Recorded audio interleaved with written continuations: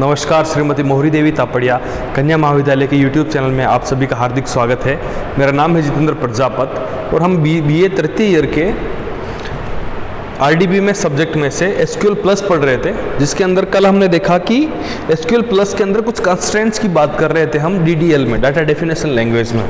तो कंस्ट्रेंट्स क्या होते हैं उनके बारे में हम आज चर्चा करेंगे। तो मैं पहले लिख देता हूँ कि कंस्ट्रेंट कौन कौन से हैं। पहला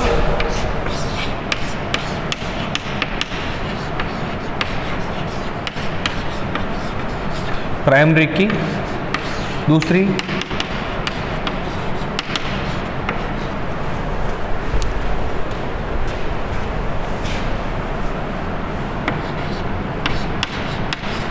फॉरेन की, तीसरा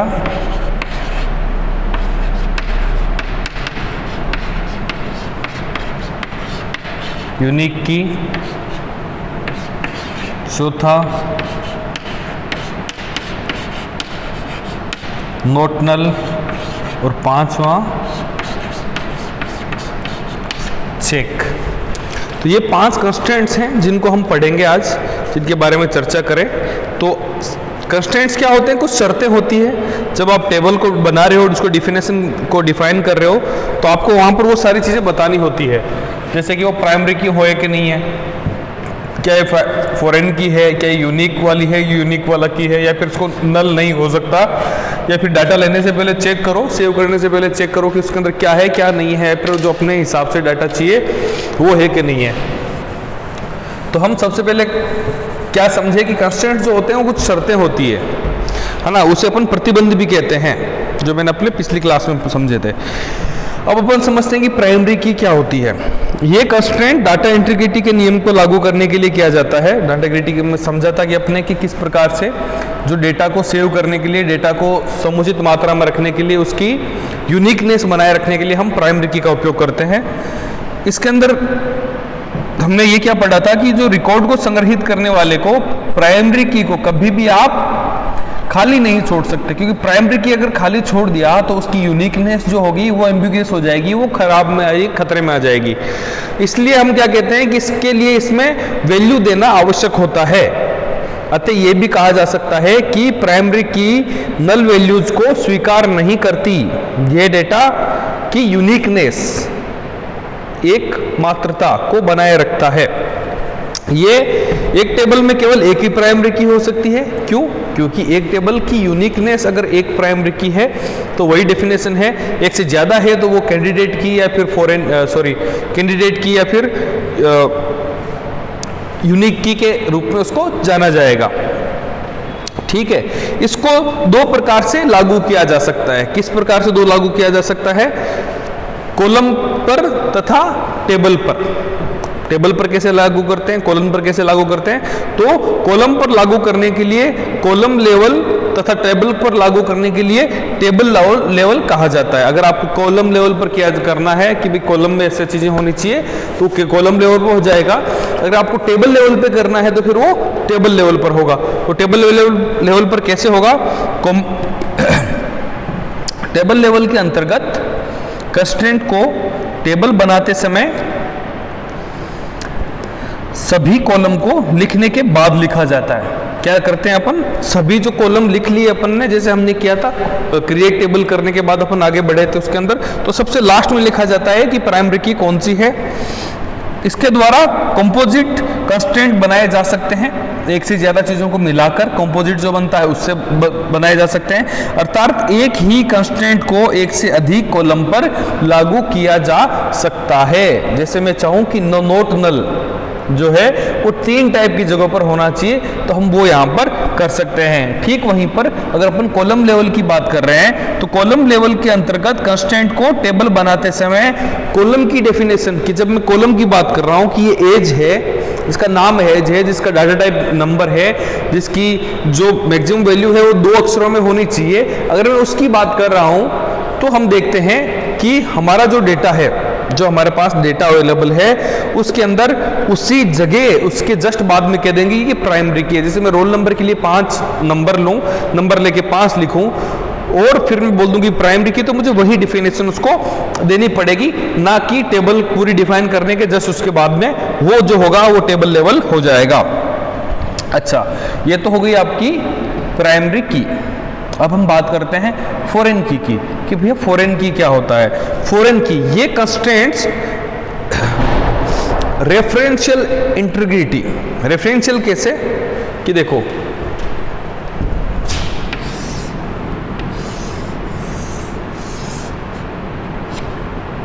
एक टेबल है ये और दूसरी टेबल है ये, ठीक है। इसके अंदर है रोल नंबर, नेम, क्लास। इसके अंदर है रोल नंबर, ठीक है, और हिंदी मार्क्स, इंग्लिश मार्क्स, ठीक है। इसके अंदर क्या होगा, 101 पर कुछ बंदा है, उसका नाम है ये है, यहाँ पर जाके हम देखेंगे तो उसी व्यक्ति का 101 यहाँ पर आके यूज लेके अपन कर सकते हैं। पर ये देखा कि इस टेबल के लिए ये जो थी ये प्राइमरी की थी, पर जब इसको हमने इस टेबल के अंदर यूज लिया तो इसको हम क्या कहेंगे, फॉरेन की, ठीक है। तो ये इसका रेफरेंस दे रहा है। जब मैं 101 की बात करूंगा तो मुझे पता होगा कि इसका नाम क्या है, इसका क्लास क्या है, तो ये क्या होगा, इसका रेफरेंस देगा। एक्चुअल तो आपको ये दिखेगा, परंतु आपको रेफरेंस पता है कि इस व्यक्ति का ये रेफरेंस है। इस प्रकार से जैसे मैं आपको कई बार अपन को रेफरेंस मिलता है ना, कि जैसे मैं आपको रेफरेंस देता हूं कि आपने फर्स्ट ईयर में ये पढ़ा होगा, आपने सी लैंग्वेज में ऐसा पढ़ा होगा, तो आप अभी एक्चुअली में पढ़ तो नहीं रहे हो, परंतु आप उसका रेफरेंस के रूप में उसको जान रहे हो कि हाँ हमने ऐसा कुछ पढ़ा था, और उसको आप याद कर सकते हो या फिर उसको आप यूजेबिलिटी में ला सकते हो, यूज ले सकते हो। तो ठीक उसी प्रकार का ये होता है। उसके बाद अपन बात करते हैं, इसके द्वारा डेटाबेस की अलग अलग टेबल्स को आपस में जोड़ा जा सकता है। फॉरम की वाले कॉलम की सभी वैल्यूज प्राइमरी की वाले जो कॉलम होता है उसके बराबर होनी चाहिए। सॉरी, इसे भी कॉलम लेवल तथा टेबल लेवल दोनों आधार पर लागू किया जा सकता है। कॉलम लेवल पर जब आप करोगे तो आपको कॉलम के इसके साथ में इसको डिफाइन करना पड़ेगा। जब आप टेबल लेवल के लिए डिफाइन करोगे तो आपके नीचे पर आकर, सबसे बिल्कुल नीचे आकर वो जुड़ जाएगा, ठीक है। इसके बाद अपन बात करते हैं यूनिक की कि एक यूनिक की क्या होता है।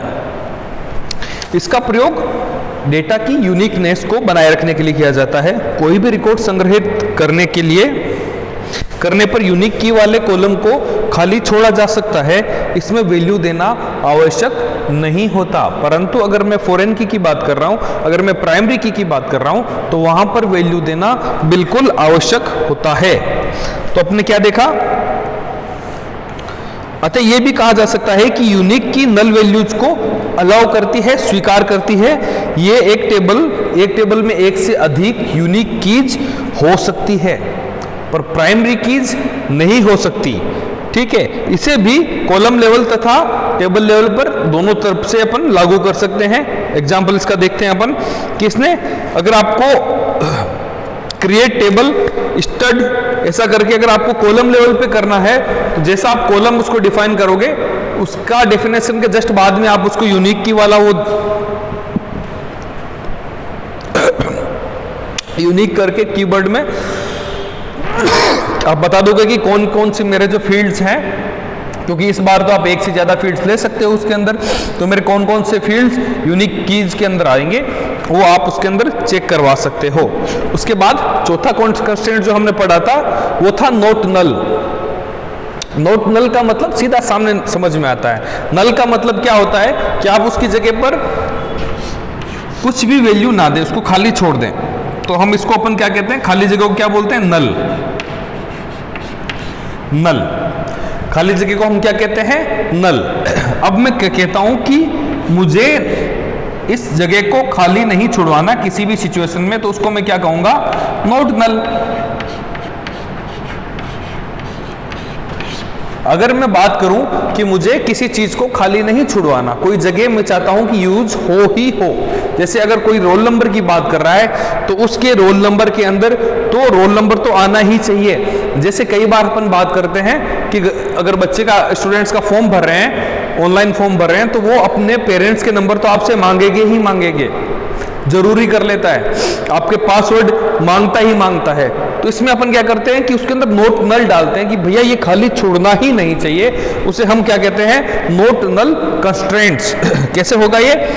इस कंस्ट्रेंट का प्रयोग नल वैल्यूज को संग्रहित नहीं होने देने के लिए किया जाता है। नल वैल्यूज मतलब जीरो या फिर कुछ नहीं है वहां पर, अर्थात ये कंस्ट्रेंट नल वैल्यूज को अलाउ नहीं करता। ये कंस्ट्रेंट लेवल केवल कॉलम लेवल पर लागू किया जा सकता है। इसका एग्जांपल क्या रहेगा? क्रिएट टेबल, स्टूडेंट नाम की टेबल बनाएंगे, उसके अंदर मैंने रोल नंबर लिखा, उसके बाद नंबर उसका 4 लिख लो, 4 नंबर का रोल नंबर होगा। कंस्ट्रेंट लिख दिया मैंने नोट नल, तो उसके बाद में कभी भी अगर आप जैसे ही आप इसको रोल नंबर वाले हिस्से को खाली छोड़ोगे तो वो आपको एरर शो करेगा, वो बताएगा कि ऐसा नहीं हो सकता, आप इसको खाली नहीं छोड़ सकते। तो ये हो गया नोट नल। उसके बाद अपन बात करते हैं कि चलो ये तो एक जनरल लेवल पर हो गया कि आप खाली छोड़ रहे हैं कि नहीं छोड़ रहे हैं। उसके बाद एक कंस्ट्रेंट होता है आपका अगला, चेक। अगर आप चेक कंस्ट्रेंट की बात करते हैं तो ये कंस्ट्रेंट डोमेन इंटीग्रिटी के नियम को लागू करने के लिए प्रयोग में किया जाता है। इसके द्वारा किसी भी कॉलम में निर्धारित रेंज की वैल्यू डाली जाती है।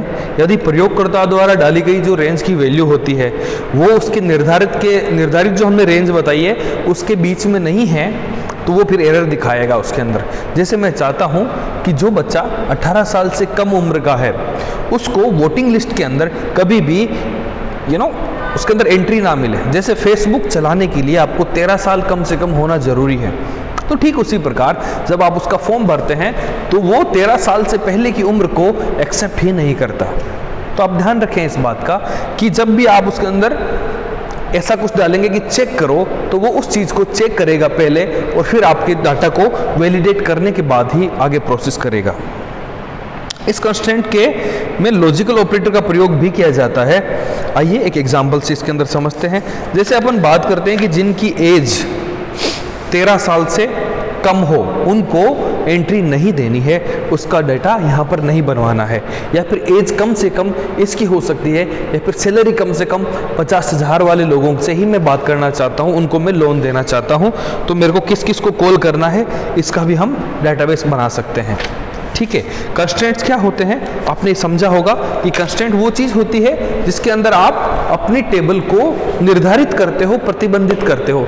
जैसे प्राइमरी की के अंदर आपने क्या किया कि प्राइमरी की के अंदर आपने ये किया कि आप एक यूनिक प्रकार का डाटा डाल रहे थे जो कि नोट नल है, जो आप जिसके अंदर आप नल नहीं छोड़ सकते, और जो आपकी जो टेबल है उसको यूनिकनेस प्रोवाइड करा रहा था, आपके डेटा को यूनिकनेस प्रोवाइड करा रहा था। जब उसी प्राइमरी की को जब आप किसी दूसरी टेबल के अंदर यूज ले पा रहे थे, जब उसी प्राइमरी की को जब किसी दूसरी टेबल में यूज ले रहे थे तो उस की को आपने फॉरेन की कहा, और ये रेफरेंशियल इंटीग्रिटी जो थी उसका सहायता कर रही थी, उसके अंदर हेल्प कर रही थी। उसके अंदर आपने ये भी समझा कि इसको भी नल नहीं छोड़ा जा सकता, इसको भी यूनिक होना बहुत आवश्यक है, इसका भी रेफरेंस पॉइंट होना जरूरी है। ठीक है, उसके बाद में अपन ने बात की यूनिक की। यूनिक की क्या होती है? कुछ ऐसी चीजें, कुछ ऐसे फील्ड्स जब आप चाहते हो कि वो यूनिक हो सकते हैं, जैसे किसी की प्रेजेंट या एब्सेंट होना वो यूनिक हो सकता है, या फिर किसी का आधार नंबर यूनिक हो सकता है, यूनिक ही होता है, परंतु हो सकता है कि उसने आधार कार्ड बनवाया ही नहीं हो, तो उसकी जो जगह होती है वो खाली भी तो छोड़ी जा सकती है। तो इसका मतलब उसको नल छोड़ा जा सकता है, उसको खाली छोड़ा जा सकता है, परंतु नोट नल होना कोई कंपलसरी नहीं है। इसके अंदर क्या था कि प्राइमरी की सिर्फ एक हो सकती है, फॉरेन की एक हो सकती है किसी दूसरे उसके अंदर यूज में, परंतु अगर आप बात करो कि यूनिक की एक से ज्यादा होती है। यूनिक की क्या होती है? एक से ज्यादा होती है जो कि आप यूज लेते हो। उसके बाद होता है नोट नल। आपने कह दिया कि सर्टेन टाइप की कोई जो डेटा है या फिर फील्ड है वो नल हो ही नहीं सकता, उसको खाली आप नहीं छोड़ सकते। जैसे आपके फादर्स के फोन नंबर को आप खाली नहीं छोड़ सकते, या फिर आप अपनी एज को खाली नहीं छोड़ सकते, या फिर कुछ भी जिसको आप खाली नहीं छुड़वाना चाहते यूजर से, तो आप उसके अंदर नोट नल का प्रयोग करते हैं। उसके बाद में हमने देखा कि किस प्रकार से आपने चेक का उपयोग करते हुए आपने चेक किया। जैसे आप कई बार पासवर्ड डालते हैं और वो बोलते हैं कि बहुत आपका स्ट्रॉन्ग पासवर्ड नहीं है, इजी पासवर्ड है, तो वो क्या करता है कि आप उसके अंदर आपको मजबूर करता है कि स्ट्रॉन्ग पासवर्ड बनाने के लिए। समटाइम्स आपने देखा होगा कि आपके कुछ पर्टिकुलर फील्ड्स के अंदर कुछ स्पेशल डाटा डालने के लिए बोलते हैं कि आपका नाम होना जरूरी है। जब आप कोई फॉर्म भर रहे होते हैं तो बोलते हैं कि आपने सेकंड नाम नहीं डाला, आपने इसके अंदर एज नहीं डाली, आपने अपनी कैटेगरी नहीं डाली, तो वहां पर वो चेक करता है कि यूजर ने डाटा डाला है या नहीं डाला, अगर डाला भी है तो किस रेंज के अंदर डाला है, क्या उसने सही रेंज में डाटा डाला है कि नहीं डाला। इस प्रकार के प्रतिबंधों का उपयोग करते हुए हम अलग अलग प्रकार की चीजों का उपयोग करते हैं। ये हमने कंस्ट्रेंट्स पढ़े। कल हम ये समझेंगे कि एक डुप्लीकेट फाइल कैसे, जो हमने टेबल की जो एक फाइल बनाई है, एक टेबल बनाई है, उसको डुप्लीकेट कैसे बनाएंगे, टेबल को एल्टर कैसे करेंगे, उसके अंदर ऐड और मॉडिफाई चीजें कैसे करेंगे, ये हम कल समझेंगे। आज का वीडियो कैसा लगा आप मुझे जरूर बताइएगा, हमारे साथ बने रहिएगा। घर पे बैठकर खूब तैयारी करें, अपने स्वास्थ्य का खूब ध्यान रखें। वीडियो देखने के लिए धन्यवाद। वीडियो को लाइक करें, शेयर करें, सब्सक्राइब करें हमारे चैनल को। धन्यवाद। Take care.